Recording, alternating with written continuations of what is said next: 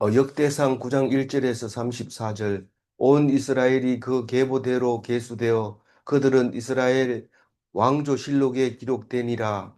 유다가 범죄함으로 말미암아 바벨론으로 사로잡혀 갔더니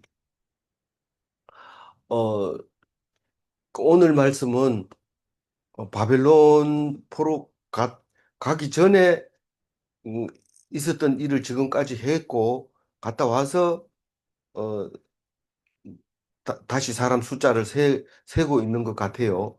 그런데 지금까지 했는 거 그럼 바벨론 포로 갔다 오기 전에 한 거냐? 사실은 어, 그 전에 있었던 이야기를 바벨론 포로 갔다 와서 기록을 한 거죠. 앞에 거는. 근데 여기서 이제부터 얘기는 어, 갔다 와서 이야기를 했는데 오늘 이야기를 하려면 어제 이야기를 해야 되니까 가기 전에 이야기가 항상 끼어들어서 지금 이 사람들은 그 전에 포로로 가기 전에 있었던 사람들이다.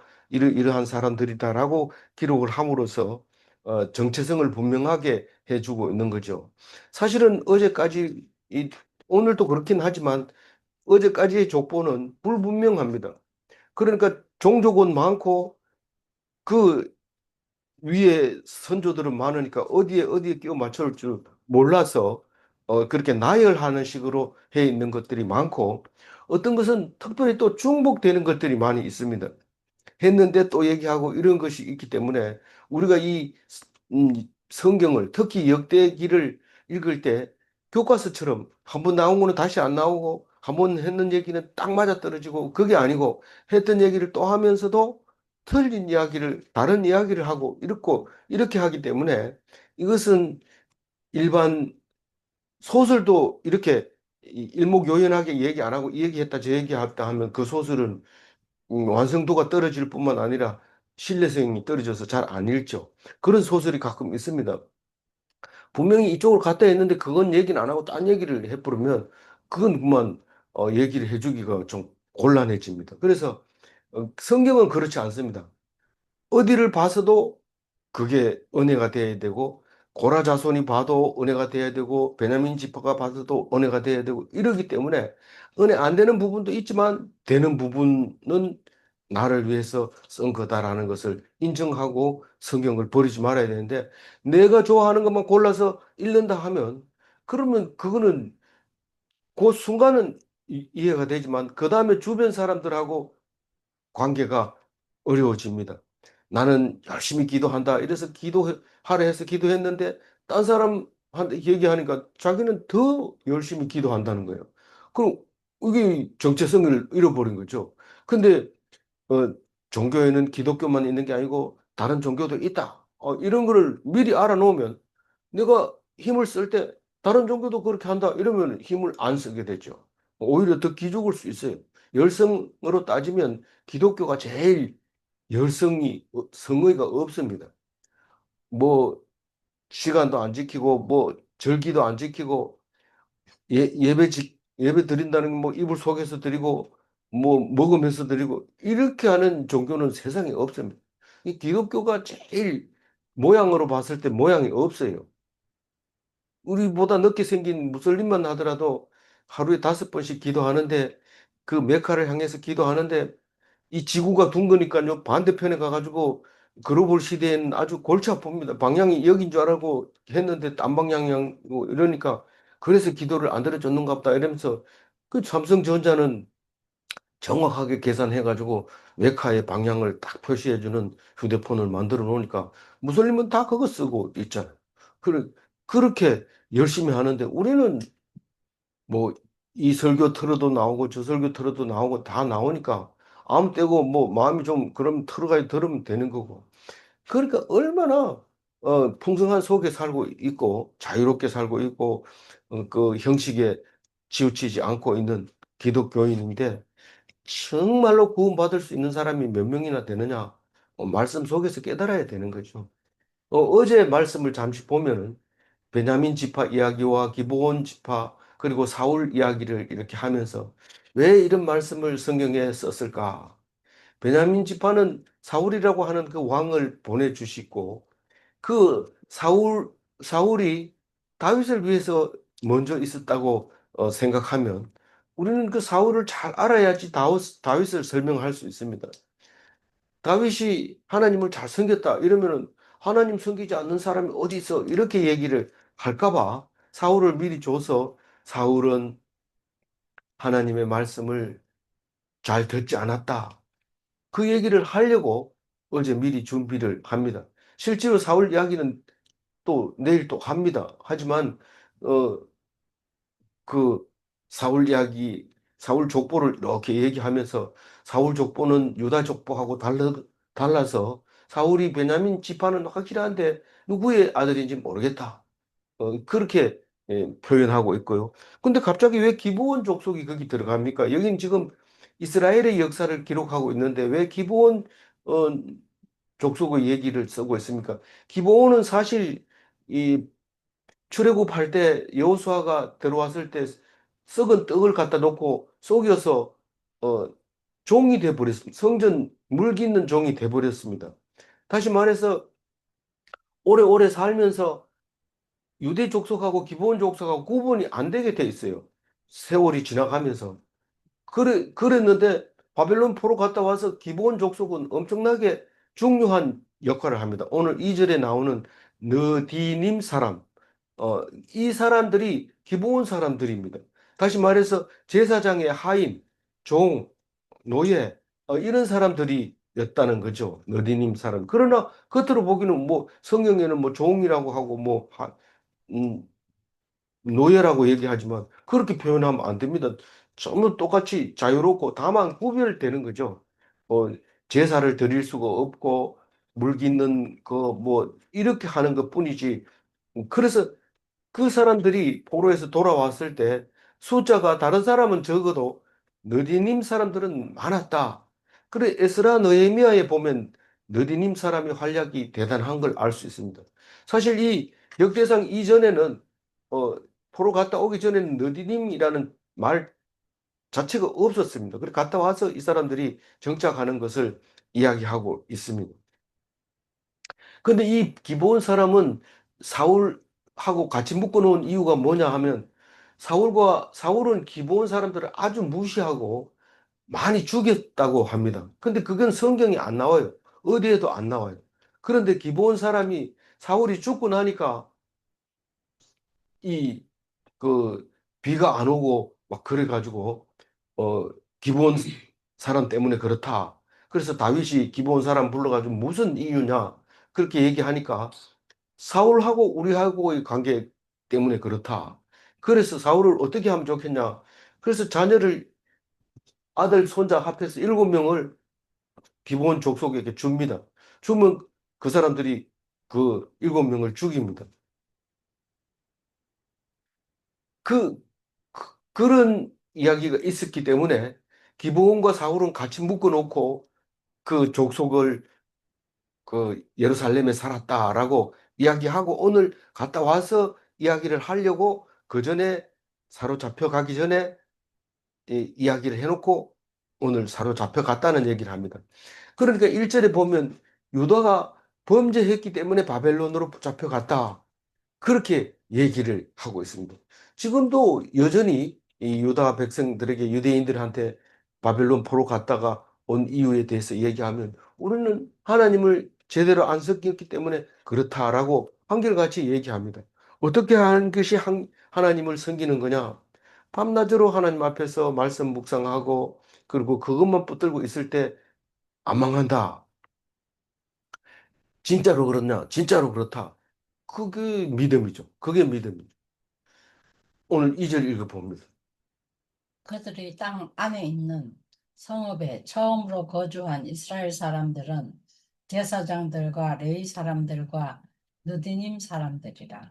그 땅에 그들의 땅에 있는 성읍에 안에 처음으로 거주했다는 건 뭐냐면 바빌론 포로 갈 때는 싹 쫓아냈어요. 싹 쫓아내고 하나도 못 살게 해가지고 블레셋 사람들이 차지하고 막 그렇게 땅을 살고 다 아수르로 보내고 바벨론으로 끌려가고 다 끌려가고 예루살렘에는 딴 사람들이 살았단 말이에요. 그래 갔다가 돌아와가지고 처음으로 거주한 게 이스라엘 사람들이 누가 왔다고 그래요? 제사장이 제일 먼저 오고, 그 다음에 레위 사람이 오고, 그 다음에 느디님 사람들이 옵니다. 이 느디님 사람은 제사장들의 종이고 레위인의 종입니다. 레위인이 이거 해야 된다 하면 이거 해야 되고 저거 해야 된다 하면 저거 해야 되고 그렇습니다. 느디님이 제사 그 따로 드리면 안 됩니다. 이래 얘기하면 안 됩니다. 그런데 돌아온 사람 숫자를 따져보면 느디님 사람들이 굉장히 많은 것을 알 수 있습니다. 어, 그러니까 사실은 이 족보는 유다 예수님 그 다윗과 예수님에 대해서 기록한 겁니다.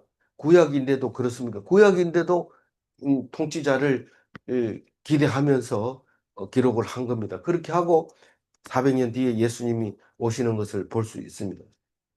그리고 그 어, 지금 2절 말씀은 지금 쓰려고 하는 것은 예루살렘에 거주한 자들을 기록하려고 한다. 다시 말해서 이스라엘의 역사를 기록하려고 하는데 사실 그게 유다 족속의 족보죠. 유대인의 족보죠. 다시 말해서 족보를 쓴다면 유대인들은 글자를 크게 쓰고 다른 사람은 작게 쓰고 이렇게 할 이제 해야 되는 거죠. 다른 사람은 엑스트라고 주인공은 유다고 그 얘기를 쓰려고 하는 거기 때문에 쓸데없는 게 많습니다. 우리는 족보가 엄청 두꺼워도 내 이름은 석자만 들어가 있습니다.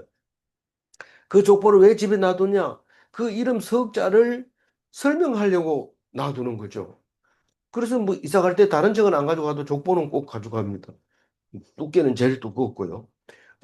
3절 읽어보면. 유다 자손과 베냐민 자손과 에브라임과 므낫세 자손 중에서 예루살렘에 거주한 자는 특별히 오늘 베냐민 자손, 에브라임 자손, 므낫세 자손, 과 유다 자손 이렇게 했는데 유다 자손은 이제 남북으로 갈라지면서 유다 자손만 따로 떨어져 나와 있습니다. 그러나 베냐민 자손과 유다 자손이 떨어져 나와 있고 므낫세 자손도 남쪽으로 와 있습니다. 남쪽에 북쪽이 안 갔습니다. 실제 지역적으로 보면. 그래서 남유다와 북이스라엘이라고 얘기하지만 남유다에서도 사실은 유다 족속과 베냐민 집 자손과 므낫세 자손 있지만 유다는 끝까지 베냐민 자손과 므낫세 자손을 자기 거기다 안 넣고 유다 왕이라고 얘기하고 북이스라엘의 왕 이렇게 얘기를 합니다. 그건 유대인이기 때문에 그렇게 얘기합니다. 남쪽 편에 있어도 그렇게 얘기합니다. 그래서 어쨌든 유다, 베냐민, 에브라임, 므낫세 이러면 다 적은 겁니다. 싹 적은 겁니다. 다른 지파는요. 다 에브라임 속에 들어 있어요. 북이스라엘의 대표가 에브라임이니까요. 그러니까 그런데 바벨론 포로 갔다 와서 예루살렘에 거주한 자들이 있었는데 그 사람들의 명단이 나와 있습니다. 그게 표에 이제 나와 있는데 표를 읽으면 아까 이쪽이 4절 본문 읽었으니까 4절은 사람 이름은 표를 보고 우리가 한번 보도록 해요. 어, 어, 표를 보면 어, 유다 사람 뭐 아들은 베레스고 베레스 어,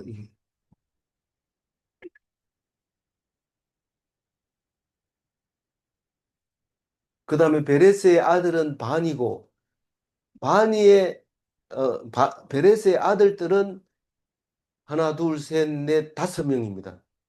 표를 보면 그렇게 돼 있어요. 바니와 미 미므리와 또 누굽니까?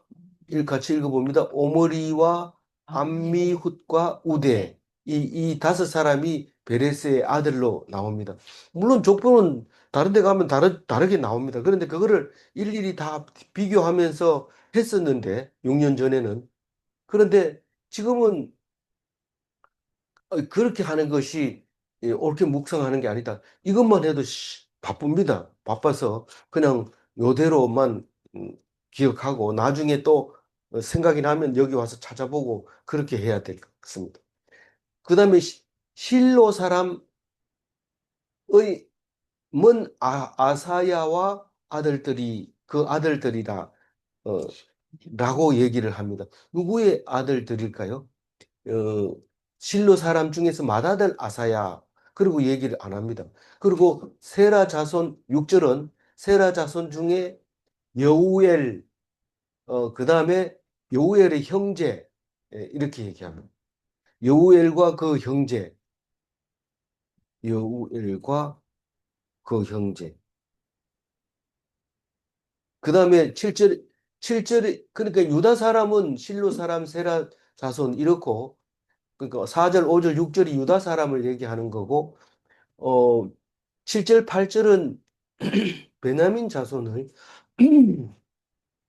얘기하는 것 같아요. 왜 어떻게 그렇게 구별할 수 있느냐 하면 6절에서 사람 숫자를 기록할 때 그 위에 있는 사람들을 모아가지고 얘기하는 거니까 어, 유다 사람은 690명이 돌아왔다. 이렇게 예루살렘에 살았다. 이 말입니다.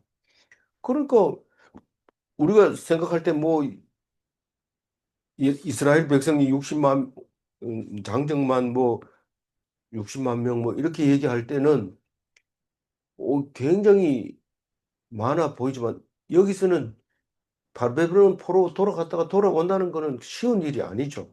그 유대인들 사진 찍어 놓은 거 보면은요, 한 1,500명 정도 그 요바 옆 그 해변가에 이렇게 집합해 있는 것을 볼 수 있습니다. 그런, 근데 이 지금 많은 사람들이 돌아왔다고 얘기를 하고 있습니다. 7절에 베냐민 자손은 하스누아, 그리고 호다위야, 머술람, 실루, 어, 하스누아의 정손 호다위야의 손자, 머술람의 현사. 아들, 머술람의 아들, 살루요. 뭐 그렇게 적어놨습니다. 요거는 순서대로 정손, 어, 정손부터 적었어요. 그런데 보통 거꾸로 써놨기 때문에 막 이렇게 정리하다 보면 틀릴 수도 있어요. 음, 네. 그거는 필요가 없을 것 같은데. 그 다음 8절은 여로함의 아들 이브느야 이렇게 끝내고 어, 위그리의 손자 우시아의 아들 엘라 이브니야의 아들 르우엘 그래서 이게 베냐민 족속을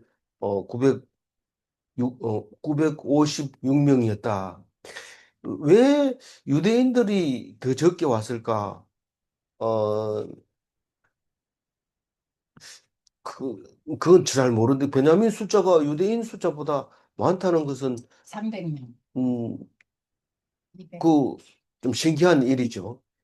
그리고 10절에 가면 어, 이제 제사장 레위 사람들 중에서 특별히 제사장만 따로 어, 뽑았는데 이제 그 이야기를 합니다.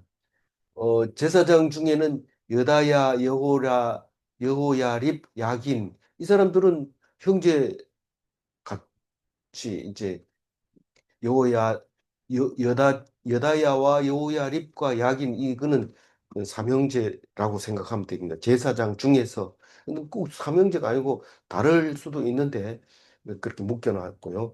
성전 맡은 자 아히두비라고 얘기를 하는데 성전 맡은 자에 대해서 밑에 쭉 설명을 해줍니다. 어떤 게 성전 맡은 건지. 그렇지만 11절에서는 아히두비라는 얘기와 그 아히두베 이게 거꾸로 써놔가지고 어, 5대 손이고 무라요스 4대 손이고 사독의 3대 손이고 무라술람의 2대 손이고 hil기야의 아들 이사랴 이사랴가 맡은 거죠. 맡은 거죠. 한 사람. 아히두베 아들 이사랴가 맡은 거. 아히두베 아히 11절이니까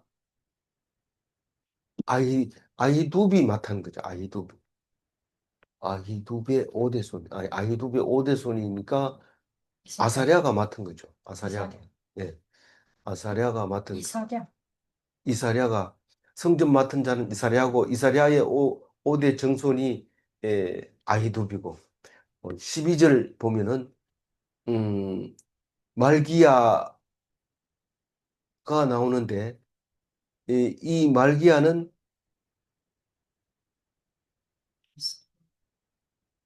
어 말기 12절 말기야 이 이나 그거 여로보암의 아들이요 12절 아다야이니 아다야이니 아다야이니까지 끝났고 그는 아다야니 여로함의 아들이요.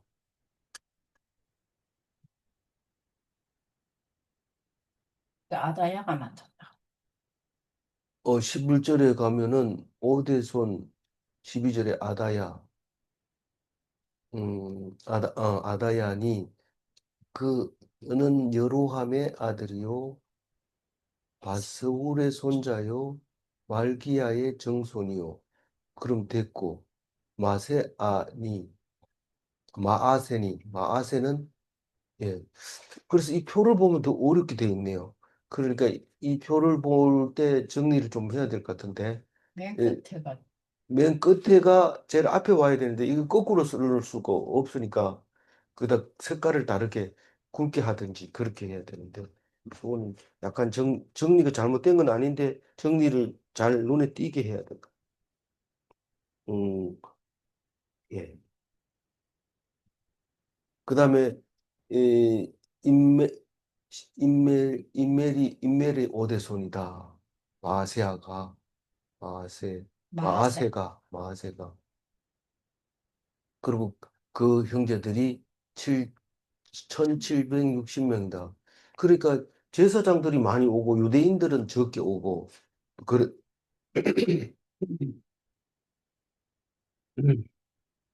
그리고 레위 사람 14절에 나와 있습니다. 음, 레위 사람의 머라리 자손이 많은데 머라리 자손 중에서 머라리 자손 4명 이름이 나옵니다. 14절.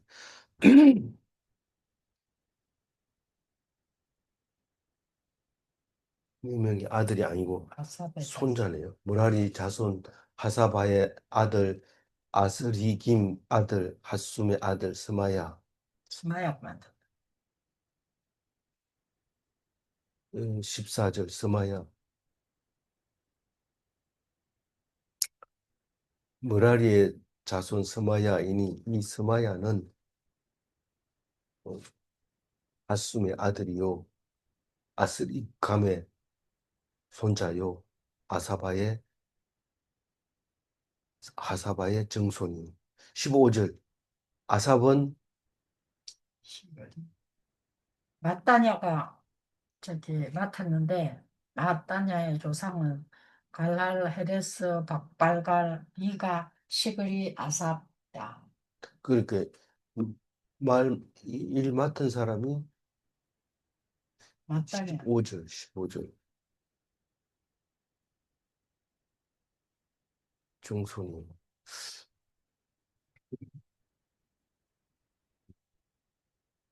15절 정손이요 15절 아삽의 정손이요 그 마타냐가 미가 미가의 손자 미가의 아들이요 시브리의 손자요 마타냐니 갈랄가 맞습니다. 아니 표는 안 틀리는데 읽기가 쉽지 않네. 이게 순서가 거꾸로 돼 있어가지고 16절 읽어봅니다. 여두둔의 아들 갈랄 스마야 오바다가 스마야 오바다 그래서 오바다가 제일 끝에 제일 가까이 있는 사람. 그다음에 어 에간 베가 베레가 베레가 베레가가 주인공이고 베레가이가 주인공이고 아사가 그 아버지고 엘가나가 그 위에고 그렇게 돼 있고요. 그리고 문지기. 문지기가 있는데 이 하나님 사람. 시- 에, 살로마고. 악굽, 살룸, 악굽, 달몬, 아히만 그의 형제들 이렇게 돼 있고 고라의 정손 아비 아삽의 아들 고레의 아들 살룸과 그 형제 그래서 212명 이런데 이게 레위 사람하고 문지기하고 같이 묶어가지고 212명 이런데 이게 왜 이렇게 돼 있는지는 어 레위 사람은 212명이니까 그래도 어, 유다 자손보다 많지만은 레위 자손이 지금 막 제일 적은 걸로 나오고 있어. 제사장이 제일 많고 그렇게 돼 있어. 음, 60.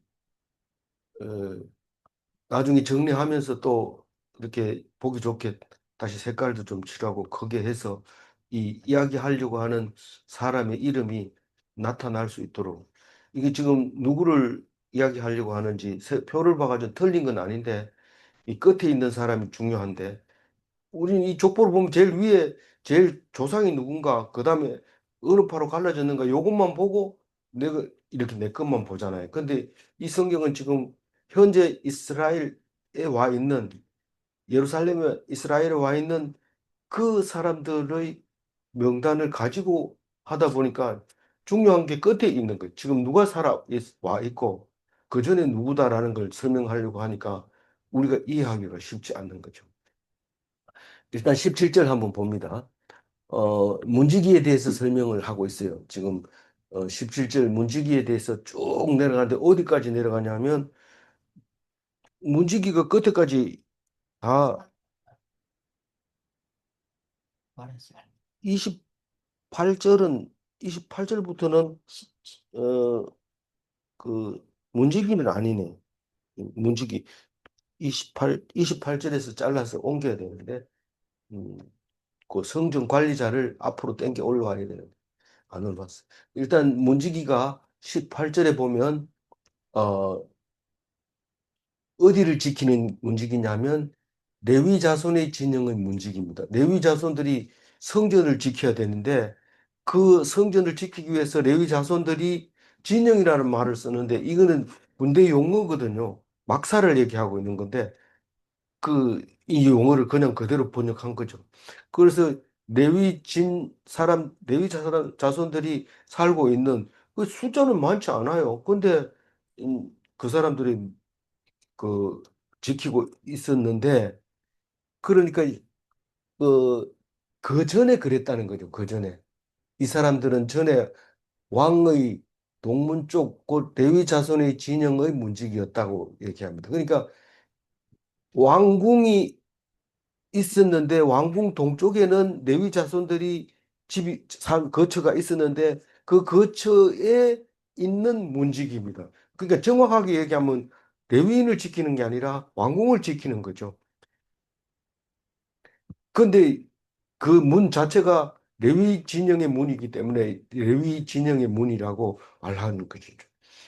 그리고 19절 얘기는 어 근데 이제 그 19절은 그 사람들이 이, 그 19절은 딴 사람이네. 고라 자손, 예. 고라 자손들이 이 성막 문을 지켰다. 이, 이 성전이 있고 왕궁이 따로 그 북쪽에 따로 있는데 북서쪽에 있는데 그 그 솔로몬 성전이죠. 그 왕 성전에 에, 성막 문을 지켰다.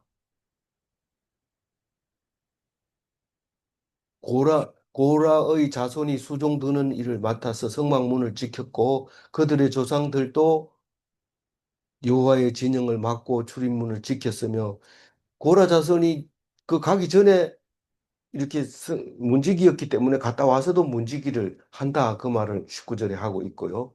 그리고 20절에는 사람 이름 나오고 21절도 22절에 보면 그 문지기가 된 것이 언제 문지기냐 하면 전에 사무엘이 세워준 사람들이었는데 그 사람들이 212명이었다라고 얘기합니다. 근데 지금 현재 212명이라고요. 근데 그 전에 사무엘이 이 직분을 다윗과 성견자 삼. 예, 사무엘 이름은 다윗이죠. 사무엘은 나이 많고 다윗은 이제 새 어린 임금이 된 거죠. 왕이 된 거죠. 그때 이제 어리다고는 말할 수 없지만 뭐 그때 벌써 자식이 6명이 있고 마누라도 6명 넘고 그랬으니까 그 어리지는 않지만 사무엘은 많이 나이 많아졌던 거죠. 그때 이제 그 세운 문지기의 후손들이 지금 어, 212명이 지금 지키고 있다. 그런데 어떻게 지켰느냐 하면 반차를 따라서 직무를 수행했다.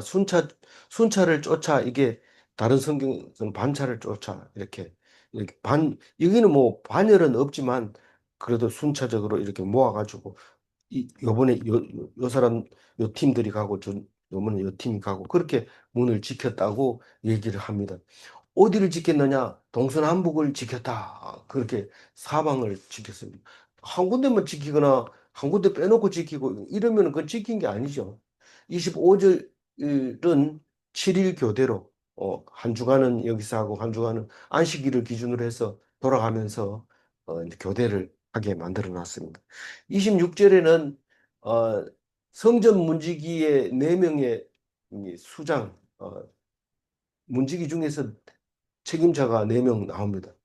그래서 성전에 가면 레위인들이 있는 방, 그리고 곡간 이런 것들을 지켰고 27절에는 그 사람들이 성전 문을 열고 닫고 하는 것을 책임지면서 24시간 비워놓지 않고 그렇게 지켰다. 그 27절이 아침에 문을 열고 밤에 문 닫고 성전을 그렇게 했습니다. 그래서 사무엘도 밤에 하나님을 만나고 이런 것을 볼 수 있습니다. 혼자서 성전에서 자고 이렇게 하다가 28절은 성전 기구 관리자를 말하고 있는데 그게 뭐 28절에 보면 어, 20 성전 기구자를 얘기한다. 그러면서 29절에 뭐를 관리하느냐 하면은 기구와 그릇과 또 고운 가루와 고운 가루는 어떻습니까? 전병 만들 때 쓰는 거. 음, 그다음에 이 포도주와 기름과 유황과 향품을 맡았으며 어, 그다음에 30절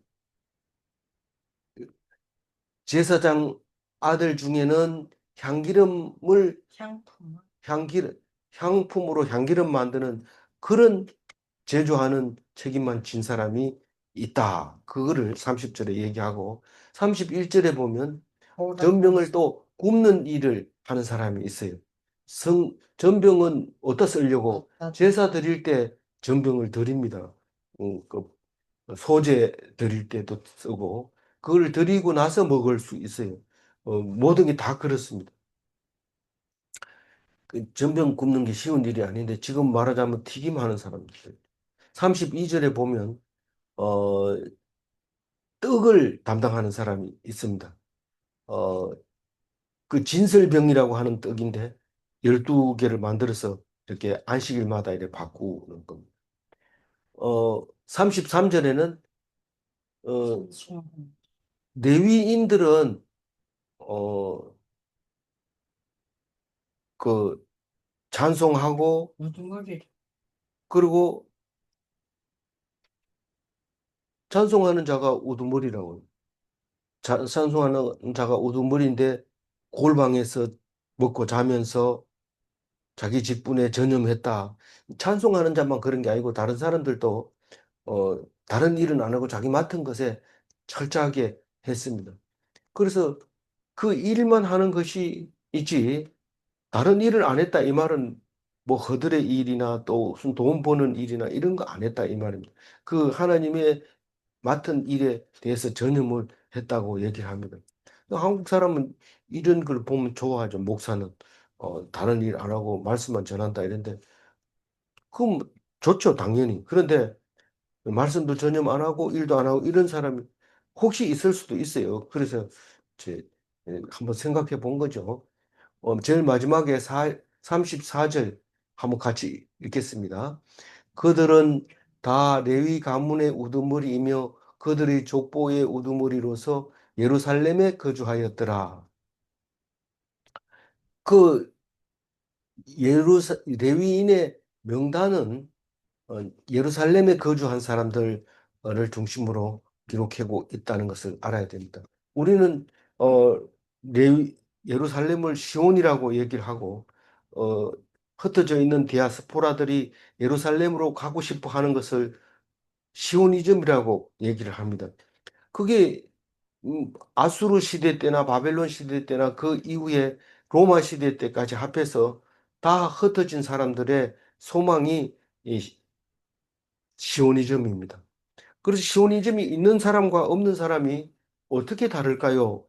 엄청 다릅니다. 그래서 우리는 시오니즘이 있어야 되는데 그 시온이 어디입니까? 하나님 나라입니다. 그래서 하나님 나라를 기다리고 기다리는데 그냥 기다리는 게 아니라 역대기를 기록하듯이 남들은 이해 잘 못하고 또 처음 보는 사람은 이해 못해도 나중에 보면 그게 다 알아들을 수 있도록 이렇게 정리하고 또 생각하고 또 정리하고 우리가 볼 때는 앞뒤가 안 맞는 것 같이 보이지만 정리를 안 해서 그렇지 한없이 정리할 게 많이 나오면서 했는데도 또 해야 되고 또 했는데도 또 해야 되고 이렇게 하면서 그게 무슨 의미를 가지고 있는지 얘기를 해야 되는데 우리 뭐 그 예수 믿는데 그건 별로 관계가 없는 것 같아 이러면서 안 읽어버리면 우리는 이 성경이 무게만 무겁고 두꺼워가지고 들고 다니기만 힘들지. 예, 근데 꼭 읽어보고 적어도 매일 성경 편집자가 딱 잘라가지고 오늘 읽어라 이러면 그것만 읽으면 돼요.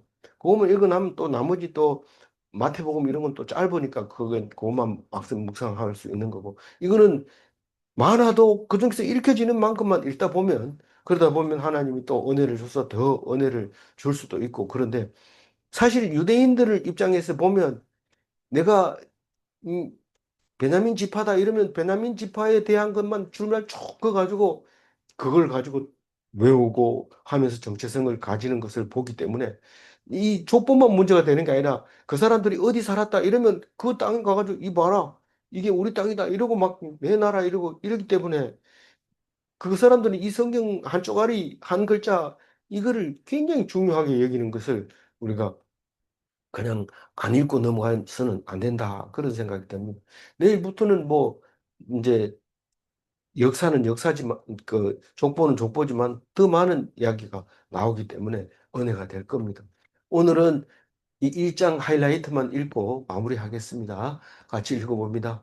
유다가 범죄함으로 말미암아 바벨론으로 사로잡혀 갔더니 하나님 백성은 말씀을 먹고 삽니다. 뭐 다른 거 열심히 한다고 해서 되는 게 아니고 어 그리고 말씀이 없으면 참 비참해집니다. 그래서 하나님 말씀만 붙들고 있어서 비참한 일이 없어져야 돼. 질문합니다. 하나님의 말씀으로 구원을 얻는가? 하나님 말씀 말고 다른 걸로 구원 얻는 방법이 없습니다. 혹시 교회 왜 다니냐 이러면 그거 가면 복 받는다 해서 그럼 가면 사람 만나러 간다. 여기 사람들하고 같이 있는 게 좋아서 다른 사람보다는 교회에 있는 사람이 나아서 이렇게 교회 가는 게 아니고 하나님 말씀 듣고 그 말씀으로 말미암아 죽어가지 않는 사람처럼 죽지 않는 그래서 하나님을 떠나면 사람처럼 죽고 하나님을 안 떠나면 하나님과 같이 됩니다. 죽어도 하나님의 영과 같이 다시 살아납니다. 기도하겠습니다. 하나님 감사합니다. 오늘도 말씀을 묵상할 수 있게 해주셔서 감사합니다.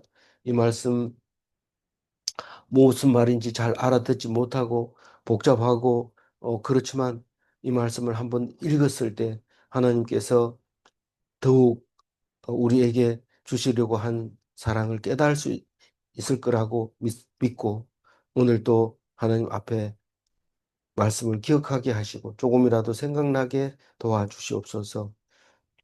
인도하여 주실 줄 믿사옵고 감사하며 우리 주 예수 그리스도 이름으로 기도 올리옵나이다. 아멘.